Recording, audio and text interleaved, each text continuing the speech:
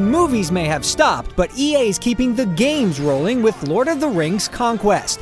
It attempts to recreate some of the greatest moments from Peter Jackson's flicks, while repurposing many of the gameplay elements found in Star Wars Battlefront.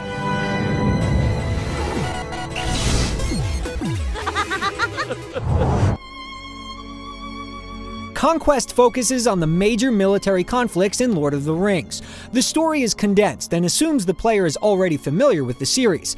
Brief montages before and after each chapter make up the bulk of the narrative, with sparse in-game cutscenes providing additional information. An entire chapter depicting an assault on Minas Morgul was never mentioned in the books. It strays from the canon at times, but the new material does preserve the essence of the IP.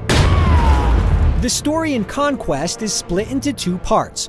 The War of the Ring follows the arc of the films, where the good guys win, while the Rise of Sauron is a what-if scenario where poor Frodo perishes and Middle-earth falls into the clutches of evil. This alternate take is more intriguing, and it provides some memorable moments as well, but there are too many blanks to fill in. Whether it's retreading old material or a half-baked effort at a new tale, Conquest's narrative feels like an afterthought. They're breaking through the main gate!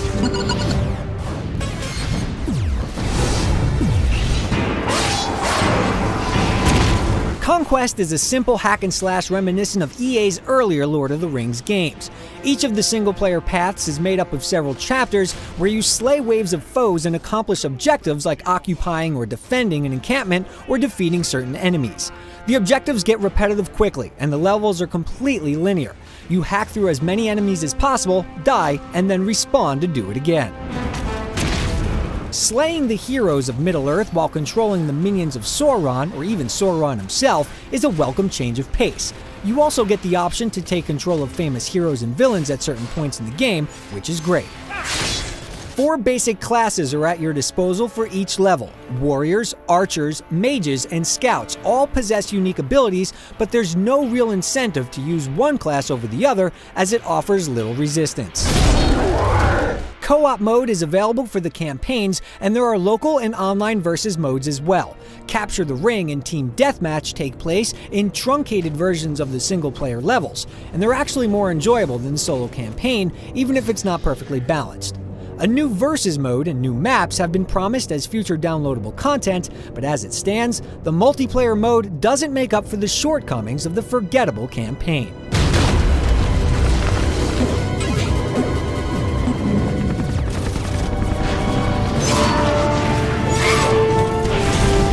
There's no conquest without killing, so players will spend most of their time fighting off throngs of enemies.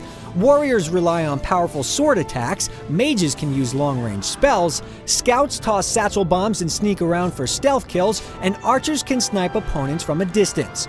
Playing as an archer or mage feels like a third-person shooter, while warriors and scouts carry the mantle as a traditional beat-em-up. Some classes are more effective than others, with warriors and mages getting the best mileage. Because the soldiers of good and evil use the exact same movesets and handle the same way, combat feels the same no matter which side you're on. Controlling heroes and special characters offers a bit more diversity, but not much. Aragorn can unleash a wave of undead, Gimli does a decent Juggernaut impersonation, and Legolas can execute a weak Shoryuken. Slay it quickly! No matter what character you're using, the controls are clunky. There's a simple combo system in place, but most of the time, combat devolves into simple button mashing. Conquest is also plagued by poor hit detection and bugs that can result in whiffed attacks and even cheap deaths. These problems are further compounded by the game's ridiculous AI, which drastically ups the difficulty during certain sequences. And then there are the challenging boss encounters. All told, you're going to die a lot. You can occasionally hop on a troll, but otherwise the gameplay hits one tone and stays there. There's a decent variety to the combat, but it's sluggish and rote.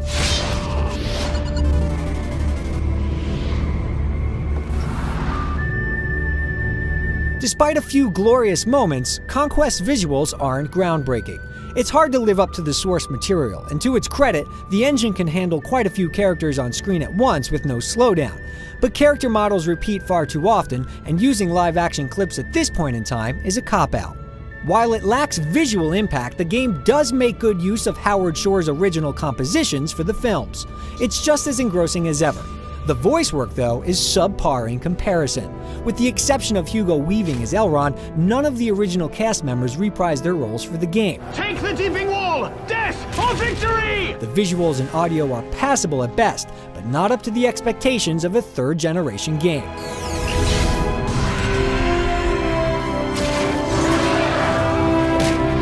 Conquest relies too much on retreading old ground in almost every way.